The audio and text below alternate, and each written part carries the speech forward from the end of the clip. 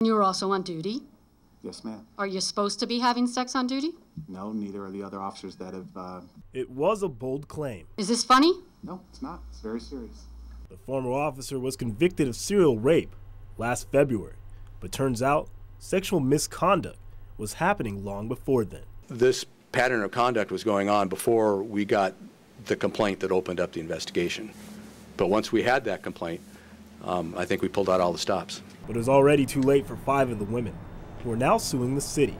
They cite APD's internal affairs reports and saying the city and the department knew about Rollins' behavior for years and turned a blind eye. The Internal Affairs Department is directly answerable to the Chief of Police. Certainly any discipline that comes about, the Chief has to sign off on every disciplinary matter.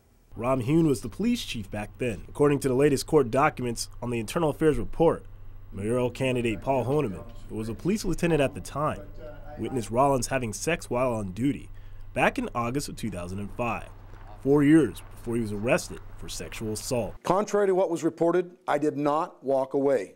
I would never walk away. I reported my discovery to my direct report boss, Deputy Chief Rob Hune, at the time. He was unavailable. I left a message for an urgent response. Here's what then Chief Hune said on the day that Rollins was arrested for multiple sexual assaults while on the job. I'm personally proud to wear this uniform, and I'm appalled that this officer might have dishonored it. Hune is now Alaska's U.S. Marshal.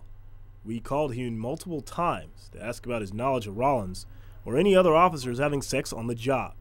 He did not return any of our calls, but here's what the current police chief said just last year. A few times. There have been employees who have had consensual sex with each other while on duty.